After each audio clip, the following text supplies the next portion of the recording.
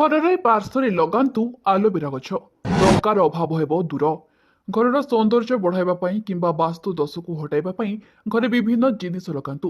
ବାସ୍ତୁରେ ପ୍ରତ୍ୟେକଙ୍କର ଏକ ବିଶେଷ ମହତ୍ତ୍ୱ ରହିଛି। ବିଜ୍ଞାନ ଅନୁଯାୟୀ ହାଉସ୍ ପ୍ଲାଣ୍ଟ ଗୁଡ଼ିକର ଅନେକ ଲାଭଦାୟକ। ଯେଉଁଠାରେ ଆପଣ ଘରେ ଲଗାନ୍ତି ତାହାର ଦିଗ ଗୁରୁତ୍ୱପୂର୍ଣ୍ଣ।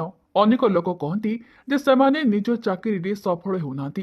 ଏପରି ପରିସ୍ଥିତିରେ ଆସନ୍ତୁ ଜାଣିବା କିଛି ବିଶେଷ ଟିପ୍ସ। ଘରେ ବିଭିନ୍ନ ପ୍ରକାରର ଉଦ୍ଭିଦ ଲଗାଯାଏ। ଆଲୋଭେରା ଉଦ୍ଭିଦ ସେମାନଙ୍କ ମଧ୍ୟରୁ ଅନ୍ୟତମ।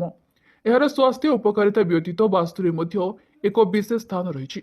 ପ୍ରାୟତଃ ଅଫିସ କାର୍ଯ୍ୟ, ପାରିବାରିକ ସମସ୍ୟା, ବୈବାହିକ କାର୍ଯ୍ୟ ଭଳି ସମସ୍ୟା ଦେଖାଯାଏ। ବିଭିନ୍ନ ପ୍ରକାରର ଚାପ ଯୋଗୁଁ ଲୋକମାନେ ଦ୍ୱନ୍ଦ୍ୱରେ ପଡ଼ନ୍ତି ଏବଂ ମାନସିକ ରୋଗରେ ପୀଡ଼ିତ ହୁଅନ୍ତି।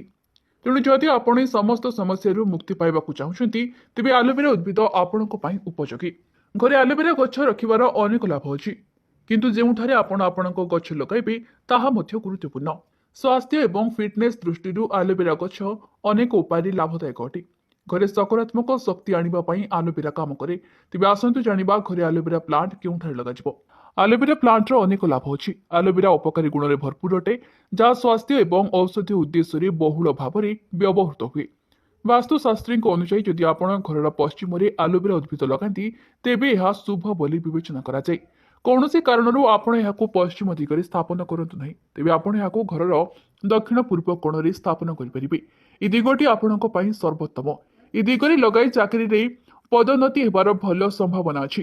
ଯଦି ଆପଣଙ୍କର ଚାକିରି ନାହିଁ, ତେବେ ଘରର ପୂର୍ବ ଦିଗରେ ଏକ ଆଲୋଭେରା ପ୍ଲାଣ୍ଟ ଲଗାନ୍ତୁ। ଏହା କରିବା ଦ୍ୱାରା ଆପଣଙ୍କୁ ଏକ ଭଲ ଚାକିରି ଏବଂ ଅଧିକ ଦରମା ମିଳିବ। ତେଣୁ ସମସ୍ତେ ଘରେ ଏକ ଆଲୋଭେରା ପ୍ଲାଣ୍ଟ ରଖିବା ଉଚିତ। ଏହା ସହିତ ଆଲୋଭେରା ଗଛ ଲଗାଇବା ଦ୍ୱାରା ମାନସିକ ଶାନ୍ତି ଆସିଥାଏ। ତେଣୁ ଏହାକୁ ଘରର ବାଲକୋନିରେ ରଖିପାରିବେ। ଏହା ମଧ୍ୟ ଆପଣଙ୍କ ପାଇଁ ଏକ ଭଲ ସ୍ଥାନ। ଏହା ବ୍ୟତୀତ ଆଲୋଭେରା ଚର୍ମ ଆଉ ସ୍ୱାସ୍ଥ୍ୟ ପାଇଁ ଲାଭଦାୟକ।